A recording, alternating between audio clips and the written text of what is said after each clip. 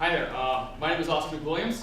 And I'm John Kirshner. And we're here today to talk to you about what we believe is an extracurricular activity that will help to shape and save young Americans today in our society. And that is forensics speech, aka speech and debate.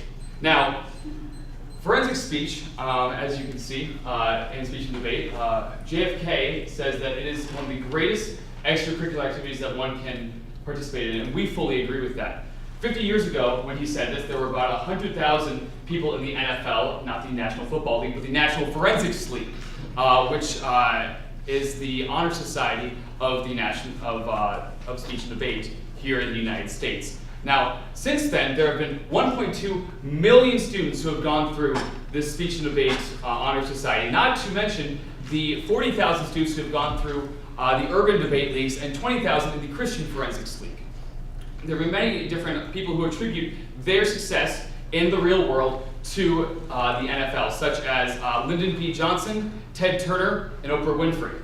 Now, 5 years ago, there was an article in Time magazine, if we can bring it up, that stated that our education system is starting to falter. It's starting to fail. Kids cannot critically think as much as they used to be able to. Actually, in the past 10 years, our reading and writing skills have actually gone down comparatively to 10 years ago. This is obviously a problem. In a study by PISA, the Program for International Student Assessment, it found that America is ranked somewhere between 12th and 30th in various reading and writing categories.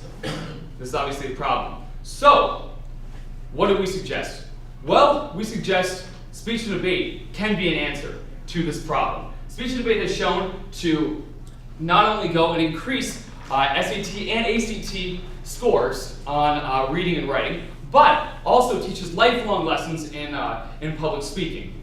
It found in a 1999 Wall Street Journal article, found that kids who do speech and debate are 30% more likely to get into college than their non-forensic peers. Even more so, a Yale University article stated that students who are captains of their speech and debate team are 22 to 30% more likely to get into Ivy League schools than their non-forensics peers.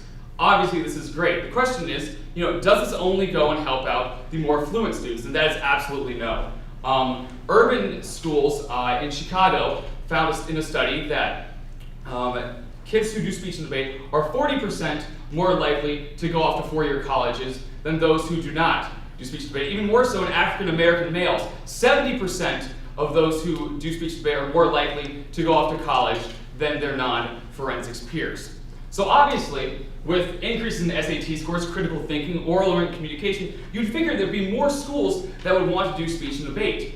Issue is that even though there are 3,000 schools in America that have speech and debate teams, there are 26,000 public high schools and 10,000 private high schools. So the question is why? Why are there not more speech and debate teams? We have found that there are two reasons for this. One is because teachers at schools simply cannot go and teach speech and debate. They can teach maybe in the classroom, but this doesn't generate the kind of competitive edge that kids are really seeking. Kids want to win. Kids want to do better in something. They want to achieve at something. And a lot of times, a class just doesn't do it. It doesn't teach kids to think more critically long term. So the second thing is, okay, well, if the teacher can't teach at that critical level, we can hire someone and outsource, kind of like any other company, you outsource. But this can cost a lot of money for a school or an individual. It can cost $200 to $400 to go and fly a coach out, not to mention hourly rates, which we find to be absolutely absurd. So, what is the answer to this? And we say the answer is 3P speech.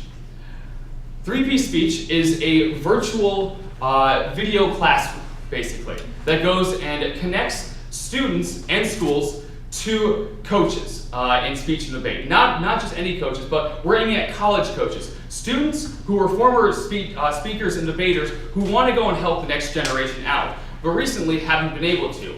In a study, it found that 64% of students who did speech and debate want to help out the following year in some way in the speech and debate community, whether that's coaching, judging, etc. The issue is, a lot of times there's a lot of costs of travel, time, etc., and most students find that's not worth it, and so only 8% pursue it the following year. We want to go and utilize this passion that kids want to go and teach when they've done well, and this to go and expand, and not only take the market, but to expand the market. So we want them to go and be able to help out these students in these schools who want help. So last year, last year, $2.3 billion was spent on SAT and ACT tutoring, which is a lot of money. But if we were able to tell them that not only does speech and debate go and help out kids short term on their SATs by researching at a college age level and writing at a college age level, but this will help them out long term with any job market they go to. They're learning a valuable skill for life. So we believe that if we were able to get that word out, then people might actually want to try it out more and find that it really is effective. So we are connecting schools and coaches together to better further each benefit respectively, with regards to, obviously we've already talked about this coaching, the coaches get to coach kids, the students get to learn. So without further ado, I would like to go and take it over to my business partner, John, and he's going to talk to you about the business model behind it. Thank you, Austin. So let's slide this. All right. As Austin has just described, there is a need in the marketplace. So how are we going to fulfill that need? Well, first of all, we are offering a service that has unparalleled convenience. Students are in demand of their the forensics coaching network, and delivering a business model that is remarkably convenient is really going to get us onto their computer screens and away from the face-to-face market. We classify the face-to-face market in 3 words: costly, inefficient, and inflexible. Consumers are all about personal choices. We say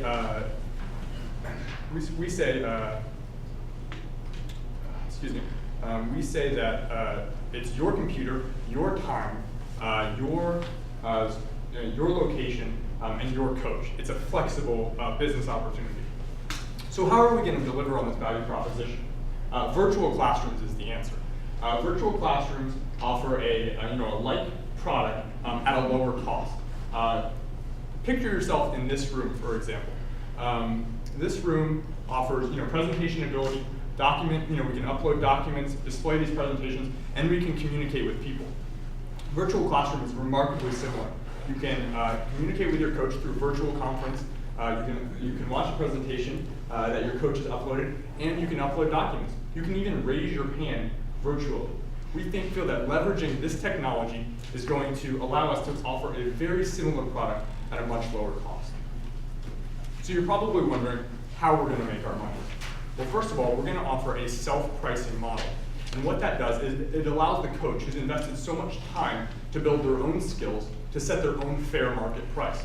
Students have options, and coaches have a lot of control. We feel that this is the best opportunity, and we are going to position ourselves as a business as more of a market overseer. We're going to create a marketplace to connect students to coaches.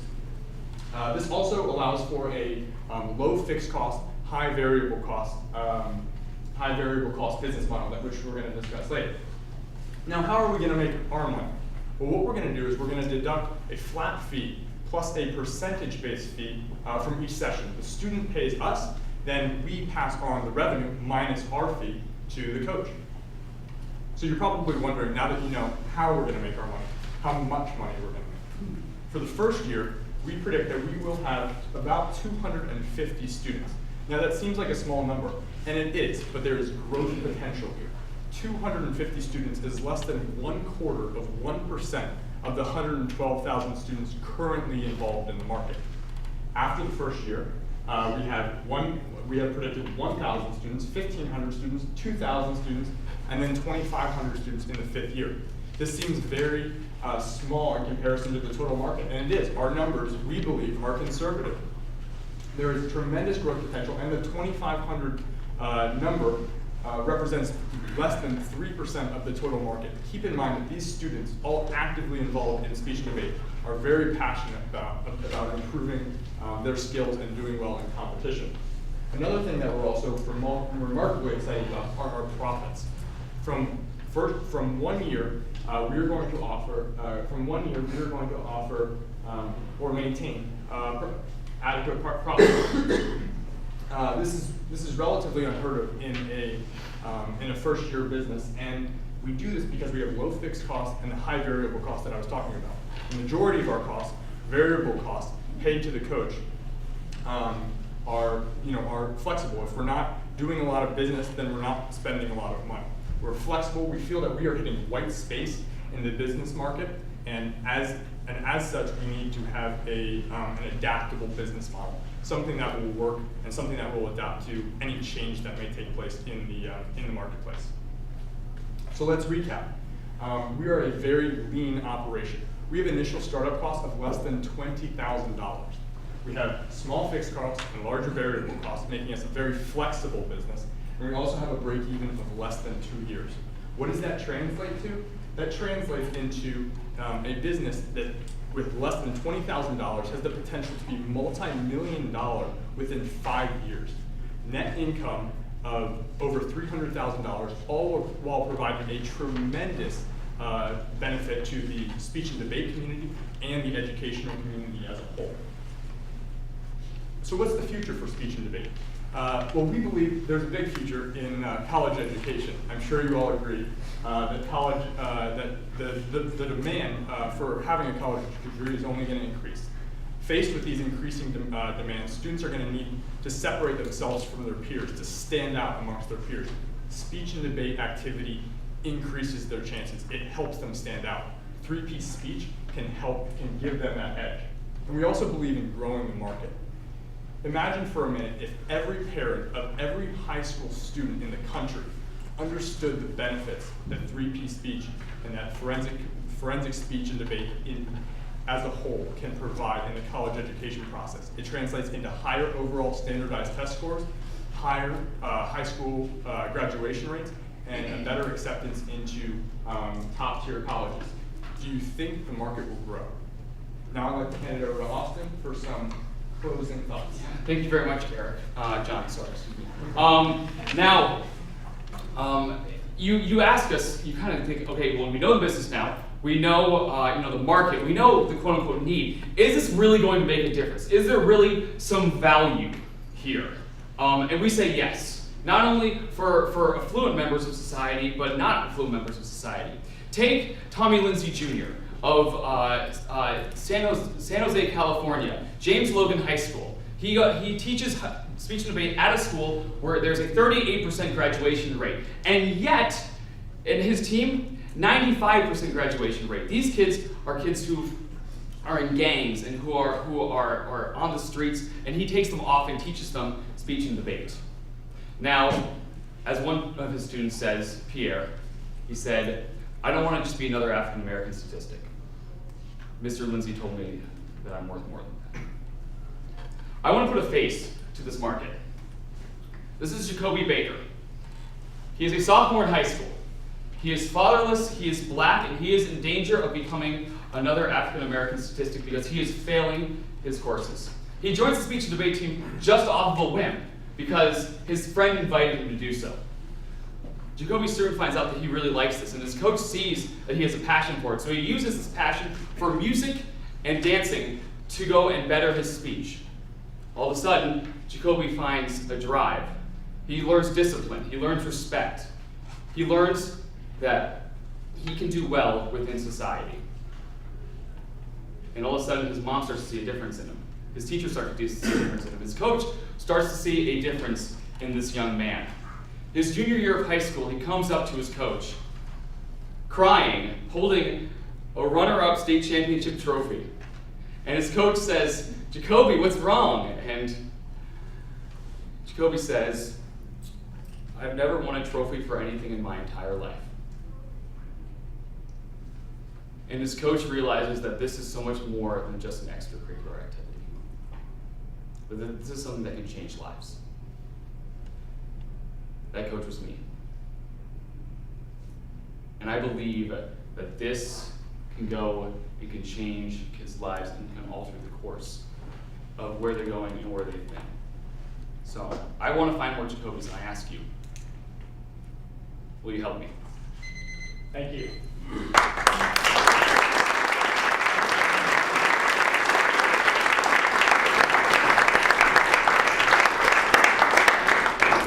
Would you like to open up for questions? Eric? No, I'm Austin. That's John. So Who's Eric? John Eric. I'm John Austin. He's John Eric. John. So we're both Johns, but we figured Austin and John would be easiest for you. John and John, we have the match. You should, Yeah. You should bail on this idea and go right into politics. You can do the face the name thing better than Thank you. The quick question is, I'm looking at you guys' 5-year P&L here forecast, and your coaching cost per session goes up and not down. And I'm just wondering why does it increase? Yeah, we're attributing that to inflation.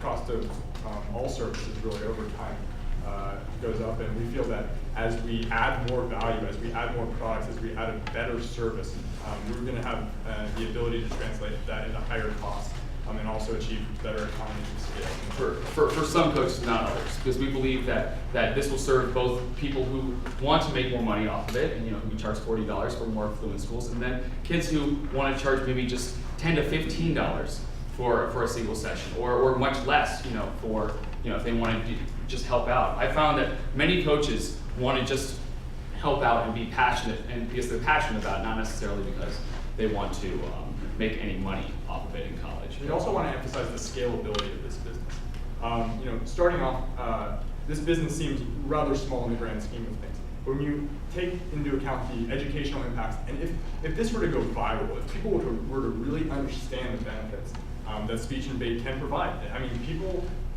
people will flock to it. It's a great activity, and this, that chart is a very conservative estimate, we feel, if we properly implement our program, our teaching methods, and our, into schools. All right, next question. Go ahead. Austin, very, very passionate at the end there. I think we all can relate to that. I think just from a presenting your case perspective, if you had started with that story, we would have felt the passion going all the way through. I was concerned initially because there were a lot of very interesting statistics that you gave, but they didn't really connect to me with the why. The why should you do this? Yeah. And I think that many of us could say we've probably been educated around what participating in speech and debate can do. I had no idea. I've seen that movie, The Great Debaters, but to really bring that into kind of the real world, this is quite almost a calling, if you will. And I guess I would just challenge you that your plan is a good plan. It just could be so much more in terms of the number of students that you reach. If you feel as passionate about it, which that passion came through, why are you not trying to target more students and have this be maybe attached to even a larger position, something maybe from an educational standpoint with the White House initiatives? And I don't know what some of those are, but if speech and debate can change lives that dramatically, why not make it a bigger idea? That's a very good question. We realize that all of these financial statements are usually taken with a grain of salt, especially pro forma. And we really tried to create a realistic model. What can we do? We're hitting white space in the marketplace. We're creating a sub-market within a market. But we're entrepreneurs. We like to get our product out there and see what can happen first before over-promising. If it explodes, I mean, great. I'm really excited. And we'll take every advantage of that. Yeah, definitely. And then just one little question here on the end. Where are your management and administrative costs in your P&L? I see marketing, I see We web. have not, the net income there is notwithstanding any removal of income or payment to the managers. We feel, at least in the first year, we're going to pour every ounce of profit that we squeeze from this business back into the business. It's nice being college students too, because we don't necessarily have to be going and paying ourselves just yet. Once we get out into the real world, then we might need to go and look at possibly doing that. What's really nice about this is that it's self-sustaining almost. To a certain extent, I feel like I mean, unless it gets really big, I mean, I feel like I could almost have another job as a teacher and a speech and debate coach, which is what I want to be. And going and working on this at nights on the side as well, going and connecting people and stuff. But yeah. I kind of agree with Robbie. I think you're shooting a little low in your total student acquisition of participants, mainly because I think the $112,000 or $112,000 number that you guys used for your estimates were basically those that just competed at a competition. Yeah. And how much bigger is the market? That was a question I had, other than the ones that are just competing. You know, Well, we talked about like the future of this, and if it's all about recognition. If we can get parents and we can get students to recognize, and we can appeal to the greater mass of all the entire high school population, then the market becomes much, much larger. 112,000 students is 112 very passionate students. They already exist, and there's less risk in our financial calculations by using those target students as a market. Yeah, yeah. So I mean, I would definitely say that I'm glad you think our estimates are conservative, and we will definitely try to expand even more because we were trying to think of how many coaches could we get, but if this explodes, then fantastic, and we'll look to get a bigger model. Definitely. I mean, it's scalable. It can go all over the entire United States, and it's as simple as buying more server space to add more virtual classrooms. The virtual classrooms are linked to our, would be linked to our site, and it's just a launching point. We have advertising on the site. They go to the virtual classroom, and they're in a session before they connect. I'll echo Robbie's comments. You got me at the end, and I might suggest when you present again, you might get us up front. You're a great speaker, and that story was very compelling, and really, you got us. But get us up front, and then maybe tie back to that at the end, because I wasn't totally getting the connection with your involvement until the end, and it got me there. So, when you present it to potential investors, get them up front, and then hold on to them. Great job with that. One thing as you're building this and fleshing this out, one thing I'd like to see, I don't know the industry necessarily, but I boil this down to what I understand, which is you're trying to create a marketplace here, right? You're trying to bring together, coaches and students. And late 90s, you guys were young, but there was a lot of marketplaces going on. There was a lot of, online education is going to transform. The classrooms are going away. Well, as soon as I can tell, there's still classrooms here. Right? So, I think you have to really think about and really emphasize how you're going to create that marketplace and then sustain it, right?